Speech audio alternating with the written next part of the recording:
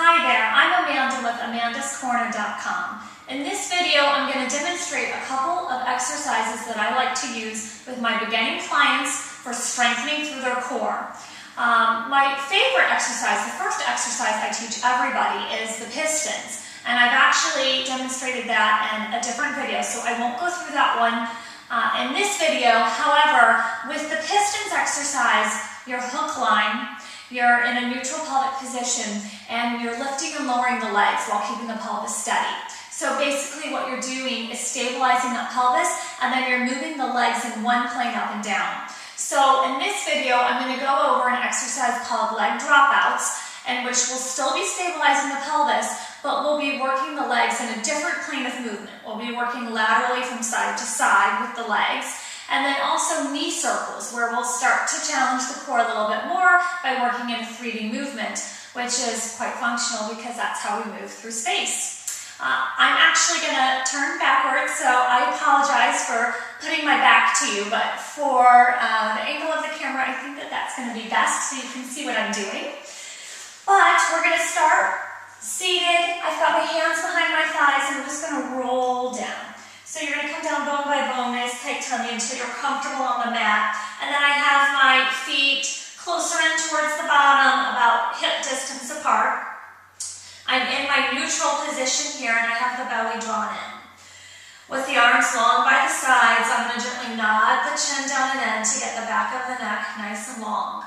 So the goal, the absolute goal with these exercises is to keep the pelvis completely still.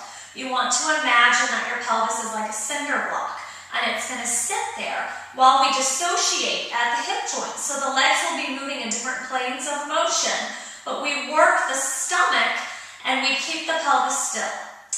Okay, if you need to, you can take your hands and rest them on top of the bony part on the front of each hip.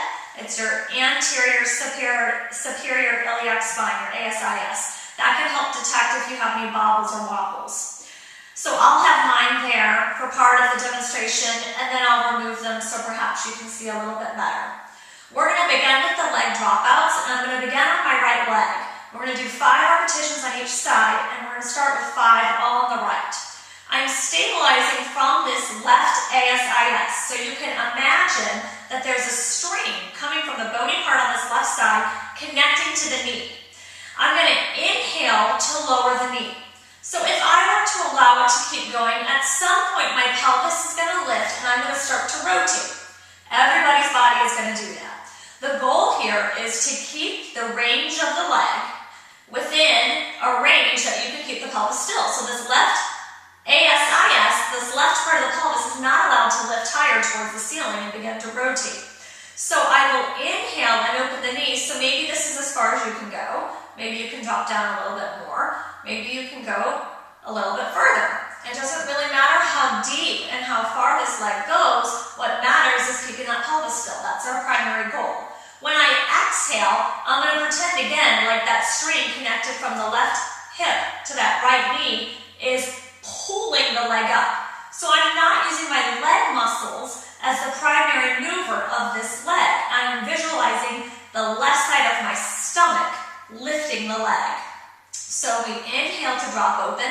The left side of the belly is eccentrically controlling the lowering of that leg as if they are attached. And then with the exhale, this left side of my belly is concentrically pulling the leg back up. So that's 2 repetitions. It's just nice and slow with the breath. Inhaling open. I keep the belly tight. I inhale and spread the ribs to the sides of the room. Exhale, the ribs funnel down and into the center of the body. Stomach stays tight. And I can feel that work. Inhaling open and exhaling up. So sometimes when you begin this, you might start with a smaller range of motion like I talked about, or it might be kind of choppy. You might feel that it's kind of jerky and it's not a smooth, fluid movement. That gets easier with time and with some practice. Okay, coming to the second side. So everything is opposite here. We're going to let this right side stabilize the left leg. Inhaling open. And then exhaling like the right side of the belly and this right hip are pulling the leg up. So I feel this work through my stomach. I don't feel myself pushing with my leg. Pushing with my leg would make this a really simple exercise. drop open, and then exhale to pull up. It's very nice to work the belly one side at a time and to do one leg at a time. You may find that one side of the stomach is stronger than the other, and this will help to balance that. And in Pilates, we always want to work toward having a balanced body and lifting all the way up. So that was 5 repetitions on each side, and that's all I ever ask my clients to do. It's really not about doing tons of repetitions or taking a whole lot of time to do this. It should not take you 15 minutes to do this exercise. It should take a minute, 2 minutes. It's just about doing it slow, controlled, and using perfect form so that you get into the areas that we're trying to reach. Okay, same principle through the pelvis and stomach. So we still have a cinder block sitting here instead of a pelvis. We're going to lift the right leg. So this is how I would lift it in that pistons exercise I mentioned. You're going to inhale and lift the leg up to about 90 degrees. If I come much further than that, and you probably can't really see this from the angle I'm at, but my back's going to flatten. And I don't want my back flat. I want space underneath the spine, my natural curves. So I come to about 90 degrees, so my thigh bone is straight up and down. And then with the inhale, I'm going to start to open the leg. I'm going to pretend like my knee is a pencil, and I'm drawing a small circle on the ceiling. As I draw this circle, I'm really grounding down through the left side of my belly and pelvis, and I'm not allowing the pelvis to wobble or move. So again, as I open, this left side of the pelvis is not allowed to lift. I'm not allowed to arch further as I drop the leg down, and I'm not allowed to flatten the back as the leg comes up. So I am dissociating at this hip joint, letting this leg, this femur bone, go in a nice circle inside the hip joint without moving the pelvis. So let's go the other direction. We'll drop down, but again, we start with the inhale. We initiate the circle with the inhalation, exhale to finish up and around. This is quite a bit more challenging, especially for a beginning student.